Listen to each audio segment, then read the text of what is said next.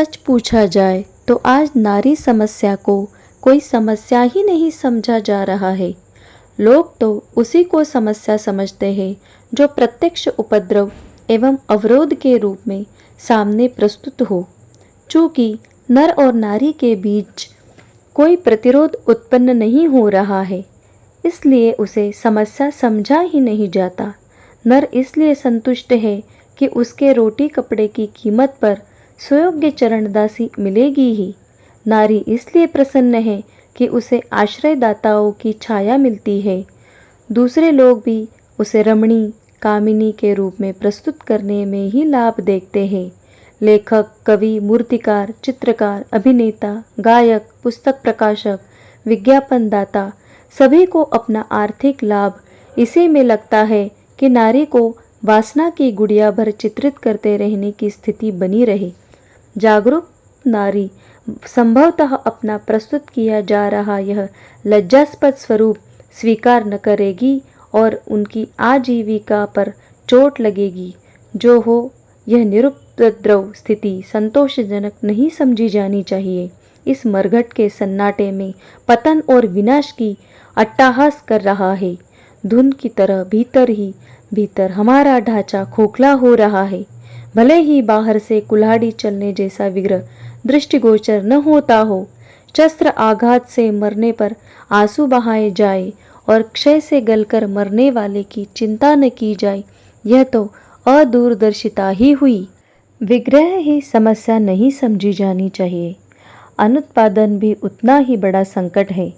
बाढ़, भूकंप, दुर्भिक्ष आदि में कोई क्षेत्र कष्ट पीड़ित होने पर सामान्य बुद्धि सहायता के लिए दौड़ती है, पर विचारशील लोग मरुभूमि के वीरान पड़े रहने को भी संकट ही मानते हैं और उसे उर्वरक बनाने के लिए समतल करने और खाद पानी की व्यवस्था जुटाकर उत्पादन योग्य बनाते हैं। क्या यह प्रगति पुनर्वास से कम है?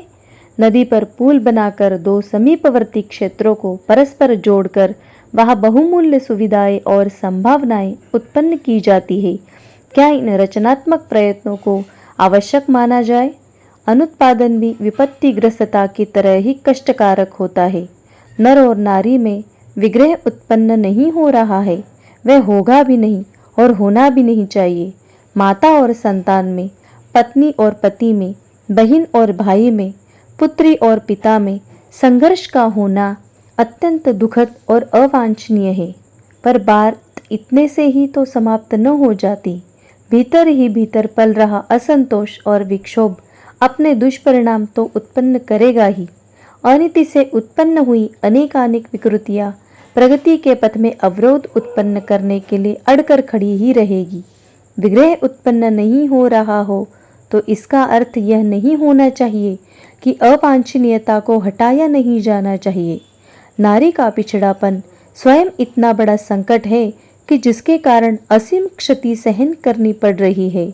जागरूक विश्वात्मा ने दास प्रथा, साम्राज्यवाद, सामंतवाद, शोषण, उत्पीड़न आदि से पीड़ितों का पक्ष लेकर अनेक क्षेत्रों में फैली हुई अवांछनीयताओं का निराकरण किया है।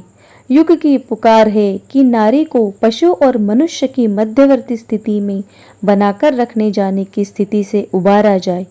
जागृत विश्वात्मा के दरबार में न्याय याचना स्वयं ही उपस्थित हो रही है। उसकी पुकार अनसुनी नहीं की जानी चाहिए। यहाँ प्रधान उत्तरदायित्व नर के कंधों पर आता है। हानि उसी के अधीन सहनी पड़ रही है। भार उसी की गर्दन पर लद रहा है। गलती भी उसी की है और शोषण का कलंक उसी के सिर पर है। अस्तु, न केवल अपने लाभ के लिए वरन प्रायश्चित के रूप में भी उसी को आगे बढ़कर भगीरथ प्रयत्न करना है। पिछड़ी नारी जो आज घायल की स्थिति में पड़ी है, उसे सहारा मिलना चाहिए। नारी के प्रति नर की सद्भावना की यह परीक्षा घड़ी है। यो अग्रिम मोर्चे पर तो नारी को ही खड़ा करना होगा, पर पीछे खड़े रहकर सारे साधन जुटाना नर का ही काम है। एकाकी नारी अपने बलबूते उतना कर नहीं सकती जितना अभीष्ट है।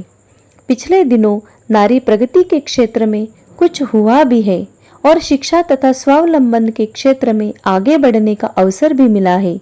कितनी ही महिलाएं उच्च पद पर काम कर रही है और उनका योग्यतापूर्वक संचालन करती है, पर वह सारी प्रगति समूचे क्षेत्र को देखते हुए जलते तवे पर कुछ बूंद पानी पड़ने की तरह है। जो हो चुका है था, हो रहा है, उस पर प्रसन्नता व्यक्त करते हुए भी देखना यह है कि इस दिशा में कितना कुछ करना बाकी है। नारी उत्कर्ष के लिए संगठित और व्यापक प्रयत्न किए जाने चाहिए। इतनी बड़ी समस्या का समाधान एकाकी अथवा छोट-फूट प्रयत्नों से संभव नहीं। इसके लिए व्यापक अभियान चलाया जाना चाहिए और प्रस्तुत परिस्थितियों को बदलने के लिए पूरे उत्साह से जुट जाना चाहिए। इस संदर्भ में कितने ही रचनात्मक एवं सुधारात्मक कार्यक्रम बड़े पैमाने पर खड़े होंगे, तभी आधी जनसंख्या के पुनरुत्थान की समस्या का समाधान निकलेगा। नारी पुनरुत्थान की समस्या का समाधान करने में योगदान देने के लिए शांति कुंज सप्त सरोवर हरिद्वार में महिला जागरण अभियान नाम से एक योजनाबद्ध आंदोलन चल रहा है। प्रथम प्रयास नारी उत्कर्ष में अभिरुचि रखने वाले विचारशील नर नारियों को एक संगठन सूत्र में बांधना है, ताकि संघबद्ध रीति से कुछ बड़े कदम सुचारू रूप से उठाए जा सके। अस्तु, अभियान शाखाएं सर्वत्र स्थापित की जा रही है। सदस्यता का कोई शुल्क नहीं। प्रस्तुत मिशन के प्रति आस्था रखने वाले किसी भी नर नारी को इस संगठन का सदस्य बनाने का अधिकार है। जहां न्यूनतम 10 सदस्य होते हैं, वही शाखा संगठन बन जाते हैं। सदस्यता फॉर्म हरिद्वार से मंगाए जा सकते हैं। शांति कुंज केंद्र में महिला जागरण के लिए 4 पद्धतियां हाथ में ली गई है। नारी उत्कर्ष में योगदान देने के इच्छुक नर नारियों का संगठन। दूसरा, प्रस्तुत प्रयोजनों के लिए मार्गदर्शन करने वाले प्रेरक साहित्य का अभिनव निर्माण। तीसरा, मिशन के लिए जीवनदानी कुमारियों की सेना प्रशिक्षित करना और उनके जत्थे देश के कोने कोने में अभिष्ट हलचलें उत्पन्न करने एवं शिविर चलाने के लिए भेजना। चौथा, प्रशिक्षण विद्यालय चलाकर गृहलक्ष्मियां तथा कार्यकर्त्रियां तैयार करना। इन चारों प्रयोजनों के लिए बहुत कुछ किया जा चुका है और बहुत कुछ किया जाने वाला है। संगठन, यह प्रयास तो पिछले 3 वर्ष से चल रहा था, पर क्रमबद्ध एवं सुनियोजित ढंग से संगठनात्मक कार्य सन 74 से ही आरंभ किया गया है। उससे नारी उत्कर्ष में सक्रिय योगदान देने वाले नर नारी लाखों की संख्या में सम्मिलित हुए हैं और अपने अपने यहाँ महिला जागरण अभियान शाखाएं बनाकर प्रचारात्मक, रचनात्मक एवं सुधारात्मक कार्यक्रमों में जुट गए हैं। इस दिशा में आंधी तूफान की तरह जो कार्य हो रहा है, जो उत्साह उमड़ रहा है, उसे देखते हुए प्रतीत होता है कि लक्ष्य तक पहुंचने में बहुत समय तक प्रतीक्षा नहीं करनी पड़ेगी। उज्जवल भविष्य की संभावनाएं अति निकट है। महिला जागरण संगठनों के आरंभिक चरण में 3 कार्य है। 1, साप्ताहिक सत्संगों का क्रम चलाकर अधिकाधिक महिलाओं को पुनरुत्थान की आवश्यकता एवं रूपरेखा समझाने के लिए एकत्रित, प्रोत्साहित एवं प्रशिक्षित करना। दूसरा, परिवार संस्था के नवनिर्माण का समग्र शिक्षण करने के लिए संस्कार गोष्ठियों के आयोजन। तीसरा, पर्व त्योहारों को सामाजिक रूप से मनाकर युग समस्याओं को सुलझाने वाले समाधान जनसाधारण के सामने प्रस्तुत करना। इन तीनों कामों को यो संगठनात्मक एवं रचनात्मक ही कहा जा सकता है, पर यह स्पष्ट है कि इसी भूमि में जुताई से वह उर्वरता उत्पन्न होगी जिसके आधार पर रचनात्मक एवं सुधारात्मक अत्यंत महत्वपूर्ण आगामी कार्यक्रमों की सुखद संभावनाओं भरा उद्यान खड़ा किया जा सके। जहां शाखा संगठन थोड़ा भी मजबूत हो जाए, वहां महिला मंदिर की स्थापना की जानी चाहिए। उस केंद्र से 4 प्रवृत्तियों का संचालन होगा। संगठन, प्रचार एवं रचनात्मक कार्यक्रमों की समस्त गतिविधियों का संचलन।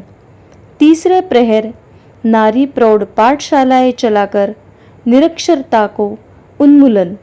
इसी शिक्षा प्रक्रिया के साथ संगीत, प्रवचन एवं कुटीर उद्योग प्रशिक्षण का समन्वय। नारी पुनर्निर्माण की समस्याओं का समाधान प्रस्तुत करने वाले महिला पुस्तकालय की स्थापना। उसमें पुस्तकें घर घर पहुंचाने और वापस लाने का क्रम विशेष रूप से अपनाया जाएगा।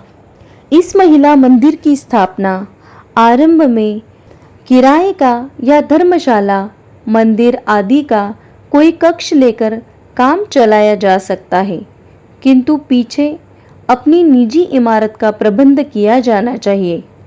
प्रायः 25,000 में इस प्रयोजन के लिए एक काम चलाऊ इमारत बन सकती है।